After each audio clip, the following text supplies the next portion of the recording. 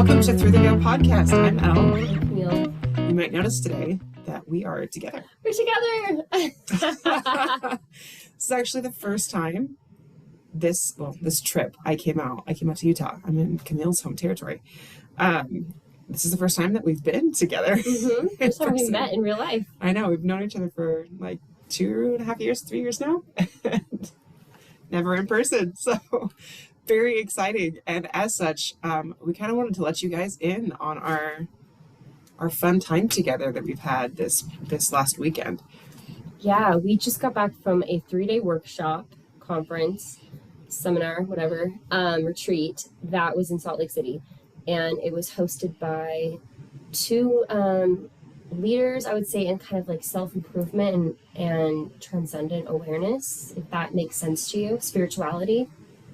Yeah, they've done a lot of work in that field of understanding the inner world and how that inner world affects the outer world that we live in, which was fascinating. Yeah, and there were a lot of tie-ins as to how it affects our ability to connect spiritually for whatever purpose, if it's just to connect to the divine more deeply or to connect with loved ones, perhaps on the other side, just to be more open, focused, calm, more aware, really. Yeah, perceptive.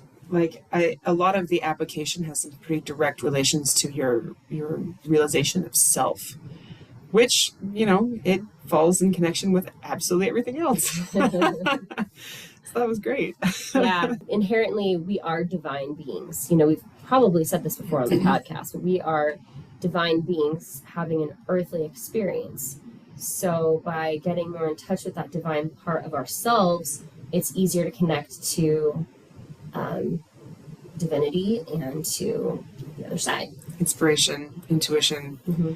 It's all encompassing. One of my favorite takeaways from this whole workshop we've had, it was like a 3-day experience, so it was not short. Right.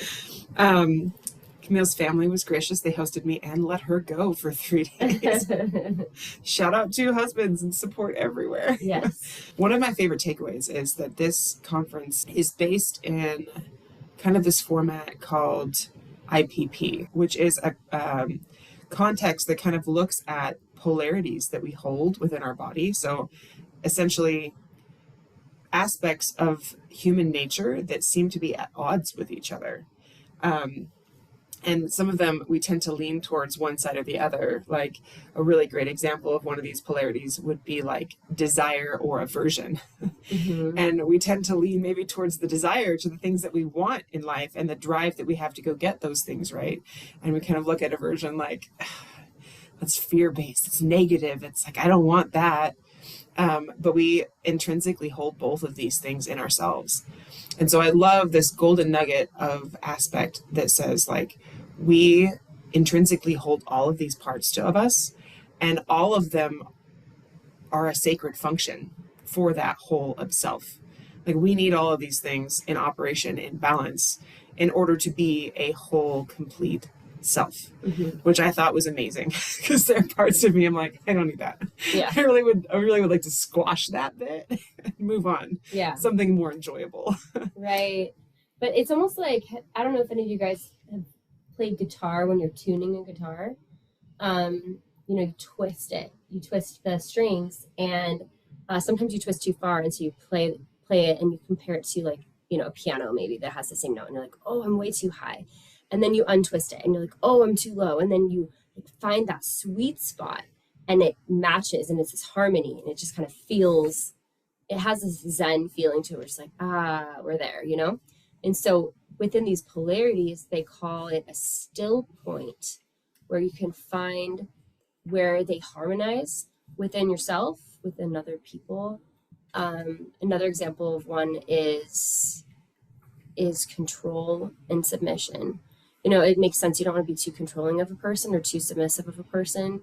But you got to actually sit in what is control. So it's sort of a meditative process, and similar to if you've heard of IFS, interfamily systems. Okay.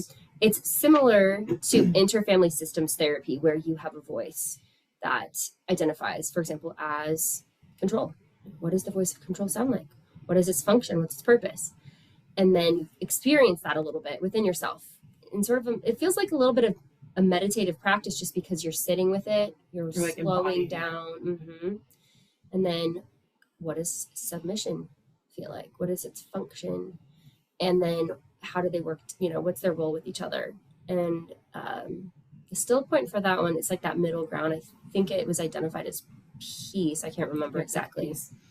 But what does that feel like? What does that function? And to be able to just identify, I have this part of, there's this aspect of me that wants to be in control, and there's this aspect of me that wants to submit. And to be able to find that still point really helps you feel as an individual that, for lack of a better words, you feel more in control of your emotions, because you're not just like, they're not happening to you. You're aware of them, and you can choose and find that like happy medium, or that harmony, if that makes sense.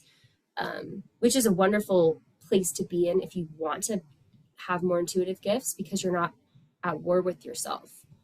You come from a place of wholeness, which I love. All of these different concepts have life application. Yeah. Because I don't know, control submission is a big one for me. It's like, especially as a parent, you're in this constant place of like, you've got to be in control of the situation all the time. Small kids, teenage kids, even maybe adult kids. That relationship and that power dynamic is something we're really intrinsically aware of. Yeah. It's like, no, you can't do that.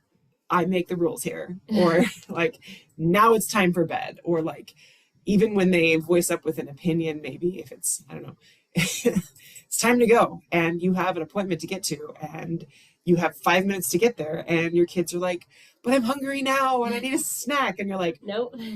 The time is now and we're late and let's get out the door. And like that, you're sitting in a place of power with that, right?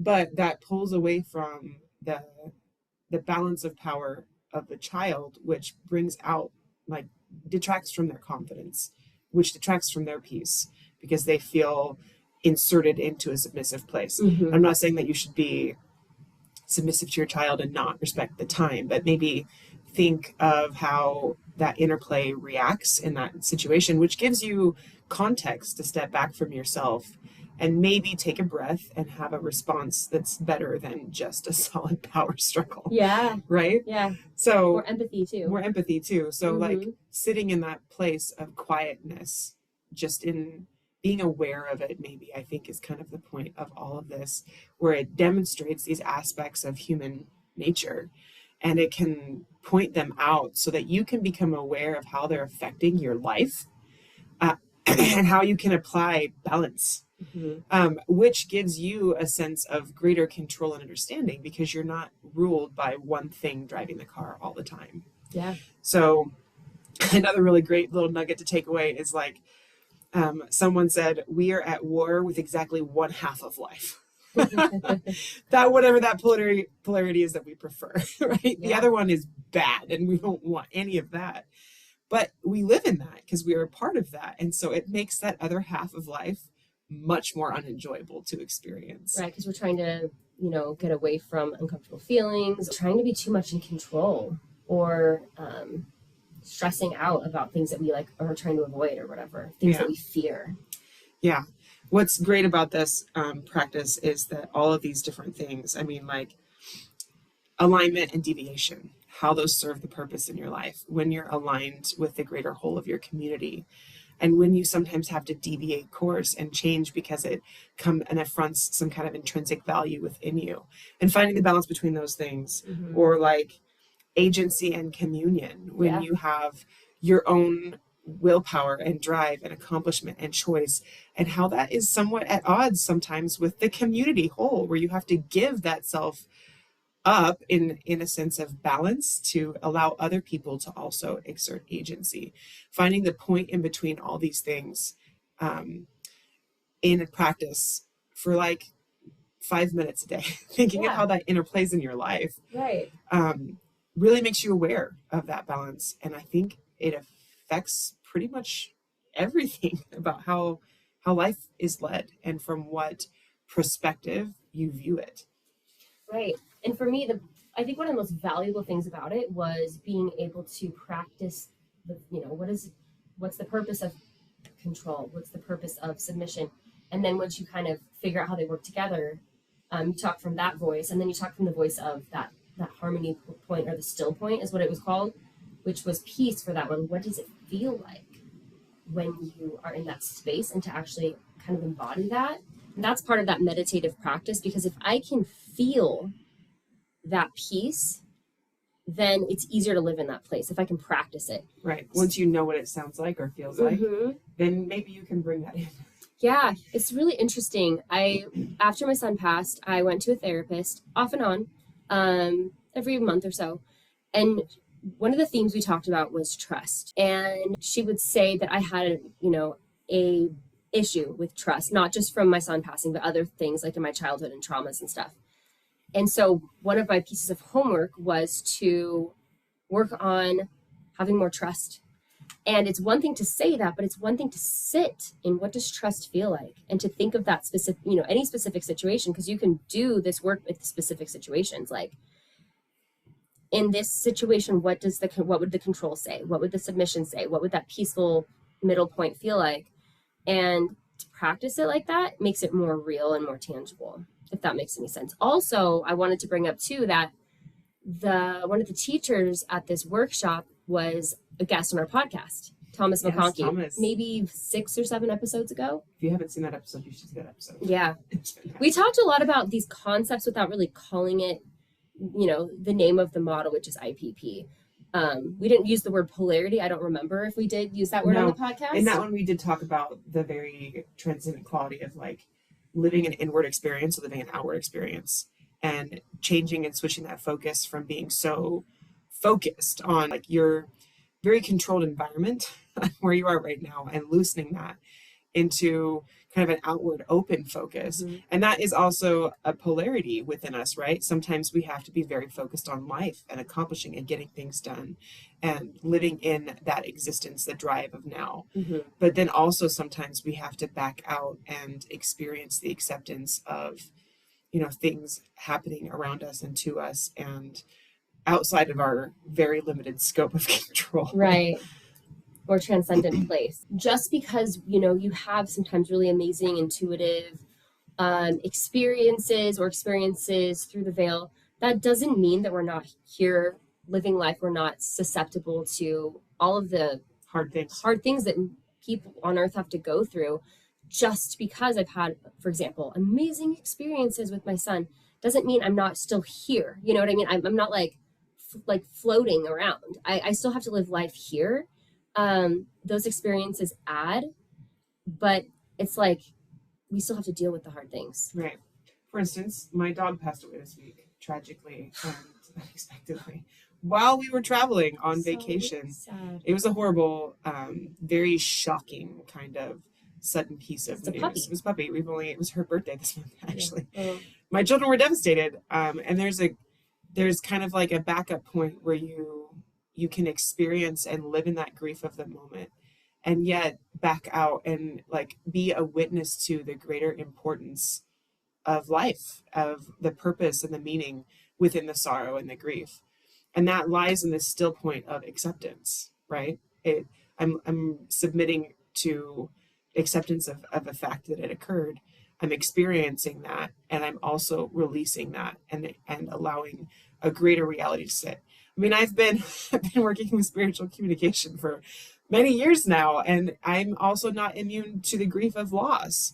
And that is part of the human experience that is intrinsically within us that we have to witness to, but then also transcend that quality and allow that greater understanding also to sit within us.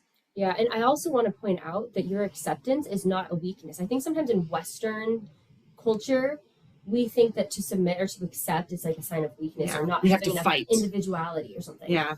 But it's actually a choice. You don't have to accept. And this is where I see this as a huge strength in work as a grief coach. There's people who've lost somebody and it's been a long time, and they're still having a hard time with that basic acceptance, which I can understand, because sometimes our brains can't make sense of how this is possible, and it trips you up in a huge way. It's inconceivable. But to be able to choose to say, I accept that this happened. Now, how do we move on from here, is a huge, powerful thing. Because otherwise you kind of stay really stuck and blocked to what kind of relationship is possible now, for example, or what inner peace can I still find in this moment now? It's a choice, and it's a very powerful choice to say, I accept that this happened. I know I'm never going to be the same. Your family's not going to be the same. You can't go back to that life, with Hazel. It's going to be different. To be able to accept that is very brave, and say, now what, what is available for us now? Right. And that maybe it's not just time yet. It's been 2-3 days. Yeah. But to be able to eventually have the hope or the desire, and even what did they say in the conference? Just even having that little bit of hope is more than enough to get started with.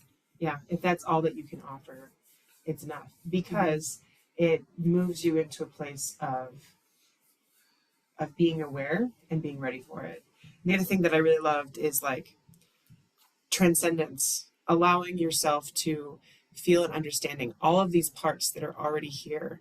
It's not something that we can gain or we can lose. We can maybe become better at it, but it's there already. It's already there. And it's a divine quality that all of us have within us, and it's acceptable. Like forgiveness, it's not something that we can gain or we can lose. It's a quality that all of us have within us that we can gain access to and then share and give out from us. It's there. We just have to learn how to find it. I think that really directly relates with like access to the divine and to even intuitive gifts, to bring it all the way back down to the purpose of this podcast. I say all the time in my mentorship, all the time when I'm working with people one-on-one, whether they are aware of connection or not aware of connection, it's already there. Mm-hmm. It's a matter of shifting attention and noticing it. And you can strengthen that attention or you can neglect that attention. But whether or not you know it's there, it's intrinsically there. Right. And it's not going to leave, and it's not going to come, because it is ever present. Mm-hmm. Yeah, we are connected to the divine without having to lift a finger. But if we do place forth a little bit of a shift in perspective and we want to be open, then we're going to experience more. I think we overlook that. So much of the world is grounded from a place of deficit. And I think we're trained for that in society and culture, like especially in Western society. A lot of these concepts are very Eastern, like Far Eastern. A lot of them are kind of centered in like Buddhism and Taoism, even with this like grander unity of self and purpose. But I think that we've moved away with our industrial rationalism of our minds, right? But because of that, we think of everything as a place of deficit, of like, there's not enough, there's scarcity here. But when we think of, and that may be true in some cases of resources, yeah. But when you think of yourself and you think of qualities like love and creativity and forgiveness and connection, there is never a scarcity of those things. Yeah. There is a scarcity of things in the world, but there is not a scarcity of humanity. We limit ourselves sometimes, but that doesn't mean that the capacity isn't there. And I was telling Elle before we started recording, we were, just kind of deciding what we wanted to bring up on the podcast. And there is a tendency, I think, when you're sitting down with somebody for a session and you want to help connect to their people on the other side, to have that worry like, oh, well, I hope I do a good job. Like, as if it's all about me, right? I hope someone comes through. I hope I can sense what they're trying to say instead of coming because it's human nature to come in with some doubts or that scarcity, like, oh, I'm worried, or I hope it's not going to happen this time. Yeah. Happened before, but not this time. Yeah, it's happened 500 other times. But what if today's the exception?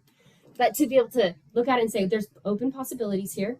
And I'm just, it's kind of a creative play. Like the divine is going to work within me to help me know what I'm sensing, and to be excited about the unknown versus afraid of the unknown. Having this kind of attitude is intrinsically playful. Yeah. And when we lose that, we in a sense lose that divine creativity that we all have. Yeah. I mean, we are creators. We are children of the creator, right? So that is a very innate part of ourselves we kind of don't like to play with. Mm-hmm.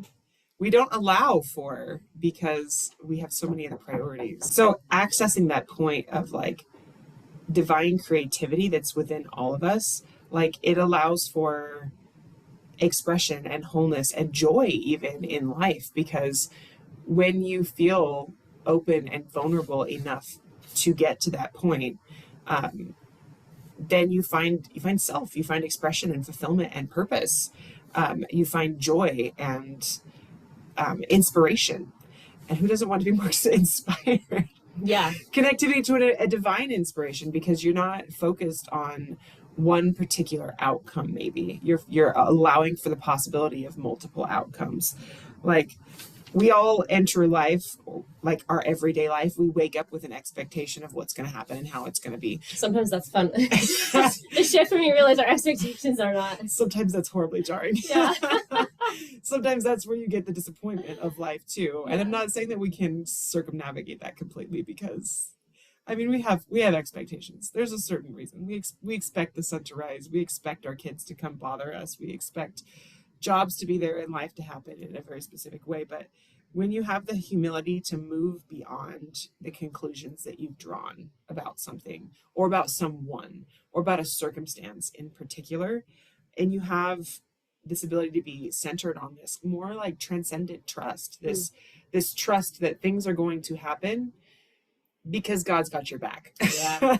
Like, things are going to happen, whether they are good things or bad things, right? Whether they appear to be good things or bad things. Leaning back on that sense of inner peace and trust, and having the practice in your daily life to do that, is going to lead you to acceptance or allowance of vulnerability, of possibility. Yeah. We're actually going to be doing some future episodes talking about creating. It's a godly trait, and we get to connect more with our divinity when we create, and just some inspiring stories. So we have an author coming on, we have an artist coming on.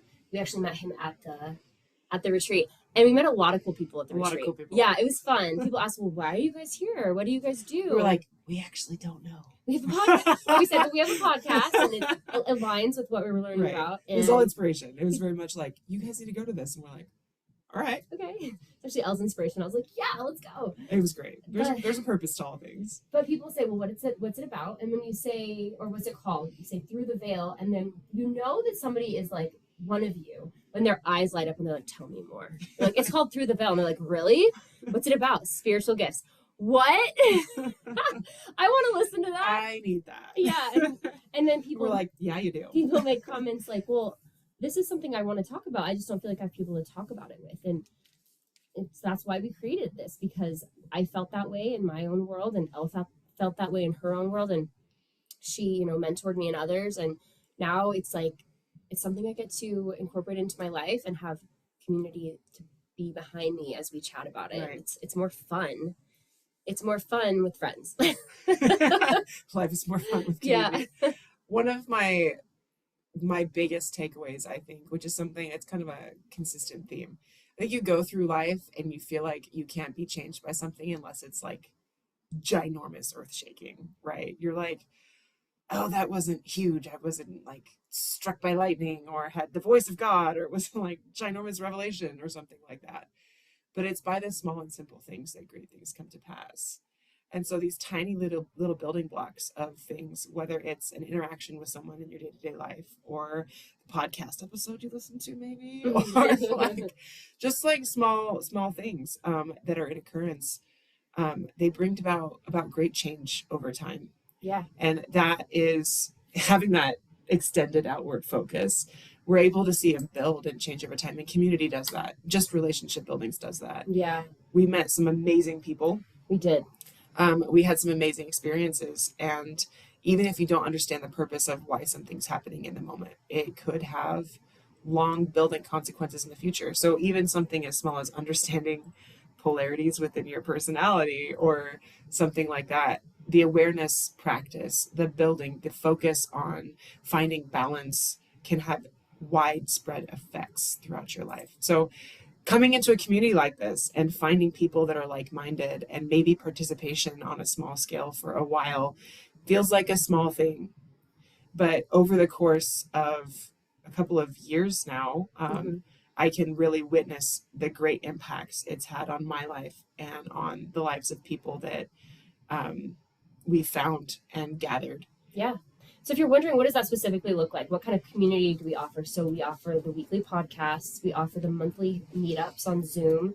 If you want to be aware of those, like what's the link? And we have a Facebook group where we post about it. Through the Veil Spiritual Gifts Community. And you can find, there's, I don't know, like 70 of us in there right now. And feel free, you can, anytime you just want to ask questions, you're going to be around people that are going to hear you and be like-minded and get you. So that's definitely a resource. And then, like I mentioned, we have the monthly meetups, and a future retreat, in-person retreat, is in the works for 2025. I'm having a baby, y'all. Oh, yes, an L. Okay, so can you guys guess, just based on as we sit together, which one of us is taller? This is like a fun aside. If you are a follower of our podcast, You wouldn't know. you wouldn't know. Like, you see me online. This is the impression I get from people all the time. Like, you see me online, and you're like, oh, you're just a standard human being, my daughter, right? Gabby, she's like 15. She saw Elle for the first time in real life, and she was like, you're tall. I'm like, She's like, mm-hmm. yeah. And Gabby's like, I thought you were like 5'6" or something based on seeing you on the podcast. Y'all, prepare Come yourselves. stand next to me. Well, I'm not short. I'm just 5'5". I'm just an average. We're going to have to back up a bit. Elle is a solid Amazon. 6'2", and I'm an average 5'5". And look, I'm having a baby in 2 months. Yes. Baby. So, can you guys guess? Do you have the intuition to tell us what she's having? I think we've mentioned it before. She's having a girl. But we are really excited to keep it in your mind. There will be retreats in the future. We're really, really excited to push more offerings out to this community. And we want to base it in this connection. We want to give people and resources. We want to give people. Real people. And understanding, and a community to flourish and support, and to give communication and growth and learning. And we are beginning to gather those resources. We have all the blocks falling into place. It's really just a timeline of like when I'm going to be able to step away. But until then, I know this has been kind of a shorter episode. We tend to do longer ones. We wanted to really involve the audience, get people engaged and involved. People made some interesting comments to us over the course of this workshop. They would learn about the podcast on the first day and then like watch an episode that night or two or three. Yeah. Which I'm like, thank you. Yeah. Wow, thank you. That's like, it means a lot. But you know, you feel maybe a connection to us here, having been engaged in these conversations with us, and know that we also feel a connection to you. We do, and we're so glad we have people to talk to about this, because like we felt isolated for a long time, and you know, it's kind of how we met each other was just I've told a couple of my close friends about my experiences, and they shared theirs with me. And then, wait, they have a friend who knows this person named Elle who's been developing these gifts for a long time. And so this is how this works. This is how community forms. Is, you know, it's not a coincidence. And you meet the people you're supposed to meet, and then your friends tell you about it, and then you bring in other people, and this is how we got started. And so as we continue to meet more people that are like, oh, I really want to talk about this, we are so excited to talk about it with you. And know that it's with you.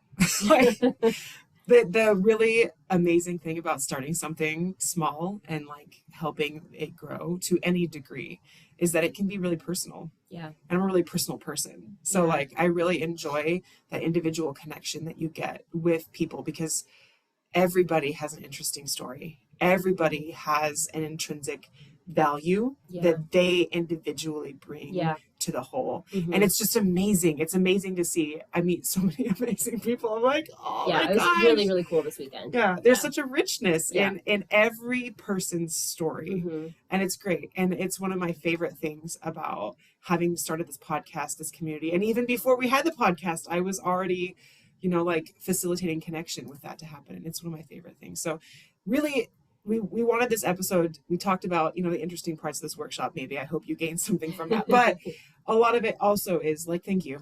Yeah. Because the point of this isn't just a podcast, and the point of it isn't just a Facebook page. The point of it is people. Yeah, and a conversation. And a conversation. We like to talk. And I like to listen. Like, there's so many interesting things I've learned this weekend. It's a polarity about talking and listening. Yeah. So, anyway. So don't feel shy to put your voice out there. If you aren't on the Facebook community, it is our good starting place for now. Hopefully in the future, we might find some better avenues to do this as this begins to grow. But don't be afraid to make some connections with people there. Don't be afraid to reach out. Come to the meetups. I mean, we offer them for a reason. They're free for a reason. Like, Mhm. they're open for people to gain relationship with each other. If you feel like you would like to connect with us individually, if you would like a session or something on those lines, we're available for Mhm. that purpose. If you would like to take a class, plug for your grief Oh coaching. yeah, so I started a grief group. It's 50% we focus on like grief help, and 50% we focus on connecting to that person that we grieve on the other side. So it's awesome if you have any kind of loss that you're struggling with. Mhm. Camille is really great at facilitating that. If you would like to learn something about spirit communication, if you would like to develop these skills yourself, even if you don't feel like you are. Well, I took your class originally just to connect to my son Right. better. She didn't feel like I she was wasn't for intrinsically me gifted. no, I mean I was like, it's for me and Wesley. It's just so Right. we can have a stronger connection, and then it became more, which is beautiful. Like you found a calling in it. Yeah. Which is great. Yeah. Even if you don't, like even if you're just interested in the format matter and want to give it a go. Like, Yeah. Do it. It's here for that. And we're also here just for the connection within the community. You Yeah. have all the other resources. So feel free to reach out. Please reach out. Please email us, join the community. Or just sit back and listen to the podcast until you feel comfortable. Thanks for being here, you guys. We're excited to bring so many wonderful things in the future. Stay tuned for our next speaker, and we'll see you then. Okay. Bye.